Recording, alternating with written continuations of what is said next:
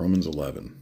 We're going to be talking about salvation for Jew and Gentile, not one or the other, not one replaces the other, both together, the plan that God laid out. Romans 11. I asked them, did God reject his people? By no means. Whom he foreknew. God did not reject his people whom he foreknew. Don't you know what Scripture says in the passage about Elijah, how he appeared to God? Lord, they've killed the prophets and torn down your altars. I'm the only one left, and they're trying to kill me. What did God say to him? I reserved for myself 7,000 that hadn't bowed. He saved a remnant. He said, and if by grace, let's see, so too at the present time there is a remnant chosen by grace. And if it's by grace, then it cannot be based on works. If it were, grace would no longer be grace. What then? What the people of Israel sought so earnestly they did not obtain. The elect among them did, but the others were hardened. As it's written, he gave them a spirit of stupor, eyes that couldn't see and ears that could not hear to this very day. My table then became a snare and a trap, a stumbling block and a retribution for them.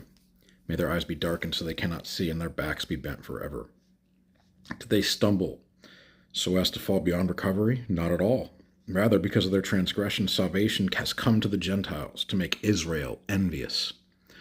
The Israelites, the Jews, will be like, man, these Gentiles, they love our God more than we do. They believe the same God that we do. They believe more than we do. They love more than we do. They read the scriptures that we do. It's to provoke the Jews to jealousy. Look at them serving our God better than we do. So, but if their transgressions means riches for the world and their loss means riches for the Gentiles, how much greater riches will their full inclusion bring?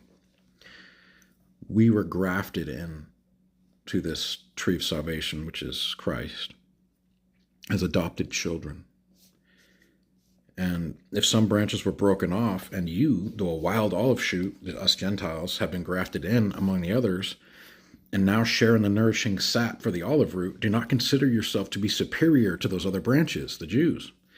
If you do, consider this. You do not support the root, but the root supports you. Branches were broken off so that I can be grafted in. Granted, but they were broken off because of unbelief.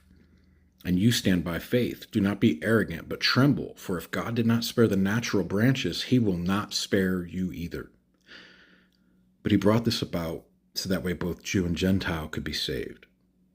Not to cast the Jews out, not for the church or the Gentiles to replace the Jews, but to fully include both and all in the plan of God's salvation.